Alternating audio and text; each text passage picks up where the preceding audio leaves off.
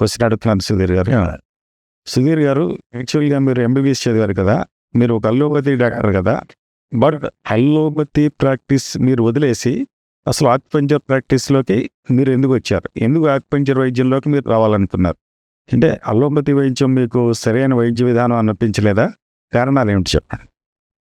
చాలా చక్కటి ప్రశ్న అండి ఇది. చాలా మంది మైండ్లో ఉండింది, చాలా మంది డైరెక్ట్ క్వశ్చన్ చేసిన వాళ్ళు ఇప్పుడు ఉన్నారు. యాక్చువల్లీ ఇన్ఫాక్ట్ మా ఫ్రెండ్స్ కొంతమంది వీడికి ఏమైంది అనవసరంగా దీంట్లో వెళ్ళిపోతున్నాడు అని చెప్పేసి అంటే నానా విధాలుగా మాట్లాడిన వాళ్ళు కూడా ఉన్నారు బ్యాక్ సైడ్ వెనక వైపు. కానీ ఒక్క విధంగా చూసుకుంటే కనుక అంటే నేను మెడిసిన్ ఎంటర్ అయినప్పటి నుంచి కూడా నాకు ఎన్నో క్వరీస్ ఉండేయండి.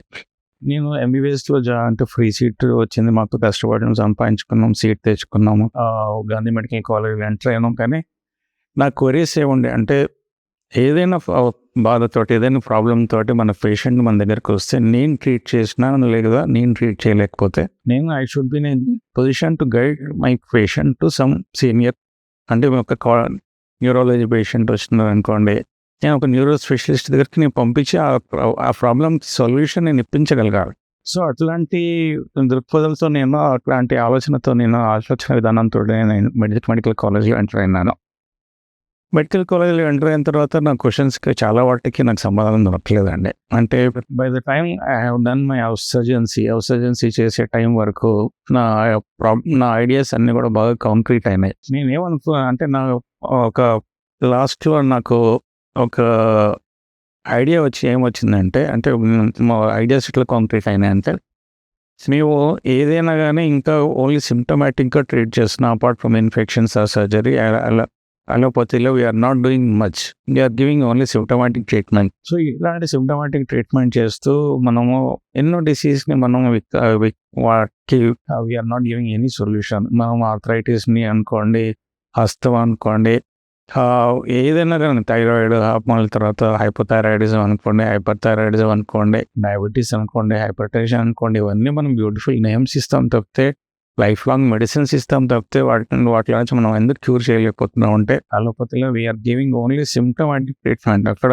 ఇన్సులిన్ సిక్రెట్ చేయట్లేదు, వీఆర్ సబ్స్టిట్యూటింగ్ ఇట్. థైరాయిడ్లో లెవెల్స్ కరెక్ట్గా లేవు, సబ్స్టిట్యూటింగ్ ఇట్. ఆస్టియోఆర్థరైటిస్ నీలో మనం పెయిన్ వస్తుంది, మనం సబ్స్టిట్యూట్ చేస్తూ ఉన్నాం. చదువుకోవడానికి మేము చాలా డీటెయిల్గా చదువుతాం. డీజనరేటివ్ ప్రాసెస్ అంటాం, ఏజింగ్ ప్రాసెస్ అంటాం, ఆస్టియోఫైట్ ఫార్మేషన్ అంటాం, సైనల్ ఫ్లూయిడ్ ఎవాపరేట్ అయిపోతుంది అంటాం, డిలేస్ అని. మళ్ళీ తర్వాత హెడేక్ గురించి అవుతుంది, ఇంకే అంటే చాలా డీటెయిల్గా చదువుతాం. కానీ ఇవన్నీ చదివిన తర్వాత వెదర్ వీఆర్ రీప్లేసింగ్ దట్ కాదు, we are only suppressing the pain. Kashmir నుంచి కన్యాకుమారి వరకు ఎక్కడ నొప్పి వచ్చినా, హెడేక్ నుంచి మనకు టో పెయిన్ వరకు ఎక్కడ వచ్చినా అదే పెయిన్ కిల్లర్ ఇస్తున్నాం. So whether we are correcting the disease or we are symptomatically the disease. So ఇట్లాంటి క్వరీస్ చాలా ఉండేది నాకు, అవన్నీ కూడా కాంక్రీట్ అయినాయి. నేను ఒక నిర్ధారణకు వచ్చేసినాను, అంటే we are giving only symptomatic treatment in allopathy. Majority of the డిసార్డర్స్కి మనకి సొల్యూషన్ లేదు. అంటే మనం డిసీజ్ సప్రెస్ చేయగలుగుతున్నాం, పేషెంట్ హ్యాపీ చేయగలుగుతున్నాం, కానీ డిసీజ్ని మనం క్యూర్ చేయలేకపోతున్నాం, ఎలిమినేట్ చేయలేకపోతున్నాం. దిస్ ఈజ్ వాట్ మై అంటే ఒపీనియన్. ఒక చిన్న ఉదాహరణ చెప్తాను నేను. మా అంకుల్ అంటే ఓన్ అంకుల్, మా చిన్నాన్న వాళ్ళ సన్, వాడికి అప్పుడు పోలియో వ్యాక్సినేషన్ ఇవ్వలేదేమో, వాడికి 2 కాళ్ళకి పోలియో వచ్చింది. తర్వాత ఇంకా వెయిట్ని మనం చూసిన తర్వాత 2 కాళ్ళు బాగా సన్నబడిపోయినాయి. అండ్ హీఈస్ అన్ఏబుల్ టు, వాడు వీల్ చైర్ పర్సన్ అయిపోయినాడు. వాడు వీల్ చైర్ అయిన తర్వాత మై అంకుల్ వాజ్ అంటే డిఎస్పీగా ఉండి సివిల్ అంటే దీంట్లో మనకి మెడికల్ సైడ్ ఎంతో వర్క్ చేస్తున్నాడు ఆయన.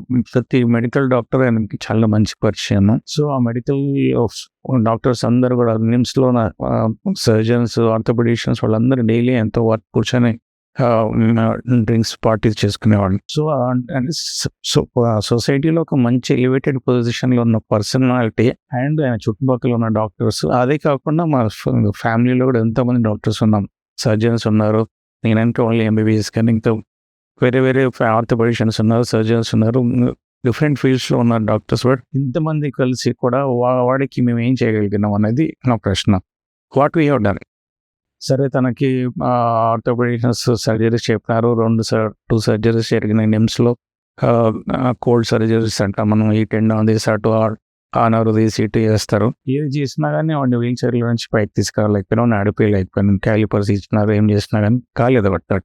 So what is the meaning of మనం హెల్త్ వాట్ వే వీఆర్ సొసైటీలో ఉన్న అన్ని ఫెసిలిటీస్ ఉన్న అబ్బాయికి మనం ఏం చేయలేకపోతే what is the condition of other normal personality? వేరే నార్మల్ పర్సన్కి అదే పోలియో వచ్చిన వాళ్ళు ఎంత అవస్థపడుతున్నారు. ఇంకా వాళ్ళు దే విల్ కంప్లీట్లీ అంటే వాళ్ళ దానికి అలవాటు పడిపోవాల్సింది, ఆ లైఫ్ అంతా అక్కడికే ఎండ్ అయిపోవాల్సింది. సో ఇట్లాంటి క్వరీస్, ఒకటే పోలియోనే కాదు, ఇట్లాంటి క్వరీస్ చాలా ఉండింది నా దగ్గర. సో వీటన్నిటికీ సమాధానం నాకు దొరకలేదు. అలోపతి అంటే నేను ఆలోచించే విధానం వేరే ఉండొచ్చు, బట్ స్టిల్ అలోపతిలో నాకు కొన్ని సొల్యూషన్స్ దొరకలేదు. అండ్ ఇంకొకటి బోధరేషన్ ఏంటంటే, నాకు అలోపతిలో వెన్ వీఆర్ గివింగ్ క్రానిక్ డిసార్డర్ని మనం ట్రీట్ చేస్తే వీఆర్ పెయిన్ కిల్లర్ ఇస్తా ఉంటే ఎన్నో సైడ్ ఎఫెక్ట్స్ వస్తాయి. ఆ పూటకి ఆ పేషెంట్కి తెలియకపోవచ్చు, కానీ ఫ్యూచర్లో ఆ పేషెంట్కి ఎన్ని అవస్థలు వస్తాయో వాటన్నిటికి రీజన్ మనం ఇచ్చే మెడిసిన్స్. ఈ రోజు మనం కంటిన్యూగా మెడిసిన్స్ ఇస్తాం, 3 months 4 months రాసి ఇచ్చేస్తాం. దాన్ని వేసుకుంటా ఉంటే జుడిషియల్గా పెయిన్ తగ్గుతూ ఉంటుంది. కాకపోతే అది లోపల పోయిన తర్వాత అల్సర్స్ దగ్గర నుంచి, యాసిడిటీ ఫార్మేషన్ దగ్గర నుంచి, పైల్స్ అయ్యే వరకు, మళ్ళీ తర్వాత కిడ్నీ ప్రాబ్లం అయ్యే వరకు, లివర్ ప్రాబ్లం అయ్యే వరకు మనకి ఇవన్నీ మనం we are injecting the problems inside of his body at the cost of side effects. We are treating that personality and we are not giving complete cure అనేది ఇవ్వట్లేదు. And in spite of that we are adding more problems to that patient. మనకు తెలియకుండానే మనం అన్యాయం చేస్తూ ఉన్నాం patient. ఇట్లాంటి ఆలోచన నాకు చాలా ఎక్కువ ఉండింది. సో నేను ఎంబీబీఎస్ అయిపోయిన తర్వాత I was searching for some therapy which satisfies me.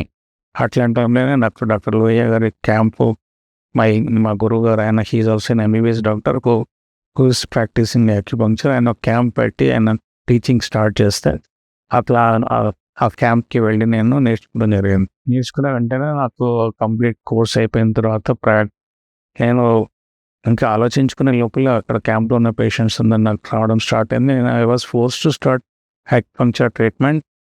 And an number of cases చేసాము. మేము ఎన్ నెంబర్ ఆఫ్ కేసెస్ చేస్తూ we are very much satisfied. We could treat.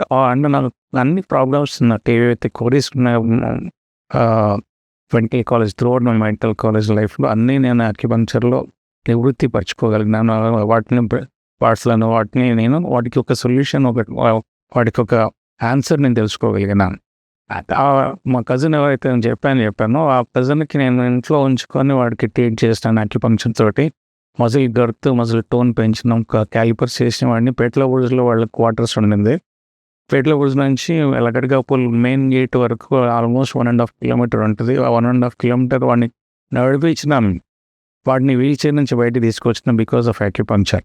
So అలోపతిలో మేము ఎంతమంది డాక్టర్స్ ఉండి కూడా ఏం చేయలేము. ఇంకా నేను ఒక్కడిని యాక్యుపంక్చర్ సార్ సాయంతో పాయింట్స్ తీసుకొని నేను వెరీ బిగినర్ వాడిని నేను ట్రీట్ చేసి వాడిని నడిపించగలిగిన అంటే యాక్యుపంక్చర్ విశిష్టత చూడండి. సో అలోపతి నేను బ్లేమ్ చేయట్లేదు, అలోపతిని నేను కాంట్రడిక్ట్ చేయట్లేదు. అలోపతిలో ఉన్న దానికి ఉన్న మంచితనం వల్ల, దానికి ఉన్న బెనిఫిట్స్ వల్ల ప్రపంచవ్యాప్తంగా నెంబర్ 1 పొజిషన్లో ఉంది, కాదని కాదు. కాకపోతే అలోపతి డాక్టర్గా అలోపతి నేను 5 years చదివిన తర్వాత నేను తెలుసుకున్న విషయాల నుంచి నేను వేరే సిస్టమ్ ఆఫ్ మెడిసిన్ ఎన్నుకున్నాను. అందుకే నేను యాక్యుపంక్చర్లోకి పోయినా. I'm very much happy, I'm very much satisfied. And now my friends they appreciate my work. ఇప్పుడు మా ఫ్రెండ్స్ ఏ రోజైతే నన్ను క్రిటిసైజ్ చేసినారో, ఎవరైతే క్రిటిసైజ్ చేసినా వాళ్ళ పేరెంట్స్ని కానీ వాళ్ళ పేషెంట్స్ని నా దగ్గర పంపించడం స్టార్ట్ అయింది. బికాస్ అలోపతిగా మోకాళ్ళ నొప్పుల దగ్గర నుంచి మనం ఏం చేయలేము. సిమ్టమాటిక్ ట్రీట్మెంట్ చేయడం తప్పితే, లేదా టోటల్ నీ రీప్లేస్మెంట్ చేయడం తప్పితే in between what we are doing. అందరూ నీ రీప్లేస్మెంట్ చేసుకోలేరు, అందరూ పెయిన్ కిల్లర్స్ వాడలేరు. వాళ్ళు కొంతమంది పడవ పెయిన్ కిల్లర్స్. అట్లాంటి వాళ్ళకి మోకాళ్ళ నొప్పులతో అట్లాగే లైఫ్ అంతా సర్వైవ్గా దాన్ని అలవాటు చేసుకోవాలి. సో ఇట్లాంటి వాళ్ళందరూ కూడా మా దగ్గరికి రావడం, మేము ఈవెన్ 3rd stage ఆఫ్ ఆర్థరైటిస్ని కూడా మనం ట్రీట్ చేయడం. ఇప్పుడు కూడా మేము అంటాం, మోకాళ్ళ నొప్పులు ఎంత సివియర్గా ఉన్నా, ఏ ఏజ్ ఉన్నా, ఎంత క్లానిక్ ఉన్నా, ఎంత సివియర్గా ఉన్నా మనం యాక్యుపంక్చర్తో రిలీఫ్ ఇవ్వగలుగుతాం. సర్జరీని లైఫ్ టైం అవాయిడ్ చేయగలుగుతాం. ఇప్పటికీ నేను 36 years అయిన యాక్యుపంక్చర్ ప్రాక్టీస్ స్టార్ట్ చేసి నాట్ ఈవెన్ సింగిల్ పేషెంట్ నేను మోకాళ్ళ నొప్పి కానీ, మెడ నొప్పి కానీ, సర్వైకల్ ప్రాబ్లం కానీ, లంబార్ ప్రాబ్లం కానీ, లంబర్ కెనాల్ స్టెనోసిస్లో అయినా కానీ సియాటికాలో అయినా కానీ సర్జరీకి వెళ్ళాల్సిన అవసరం లేకుండా యాక్యుపంక్చర్తో మేము కాపాడగలిగినాం. Not even a single person. అది మా రికార్డ్. అంటే అది మా రికార్డ్ కాదు, యాక్యుపంక్చర్కున్న విశిష్టత అది. సో అదర్వైజ్ ఎంతోమంది మా చేతుల ముందు మా కళ్ళ ముందే ఆపరేషన్కి వెళ్ళాల్సిన పరిస్థితి ఉంది. ఇన్ఫ్యాక్ట్ కొంతమంది పేషెంట్స్ రేపు ఆపరేషన్ అంటే కూడా వాళ్ళు బయటికి వచ్చేసి మా దగ్గర అక్యుపంక్చర్ చేసుకున్న వాళ్ళు ఇప్పటివరకు బాగానే ఉన్నారు. సో అలోపతి నేను బ్రెయిన్ చేయట్లేదు, కానీ అలోపతి నుంచి డైవర్ట్ కావడానికి రీజన్ నేను జస్టిఫై చేసుకోగలుగుతున్నాను. ఇన్ని ఇయర్స్ నేను అక్యుపంక్చర్ స్టిక్ ఆన్ అయినాను అంటే because it is giving my immense pleasure. నాకు పేషెంట్ని సాటిస్ఫై చేయగలుగుతున్నాను. ఇఫ్ ఎట్ ఆల్ అంటే పేషెంట్ నేను క్యూర్ చేయలేకపోయినా I'm in a position to give long lasting result. Patients ఎంతోమంది పేషెంట్స్ మనం ఆపరేషన్ నుంచి అవాయిడ్ చేయగలిగినాం, వాళ్ళకి సెకండ్ లైఫ్ ఇవ్వగలిగినాం.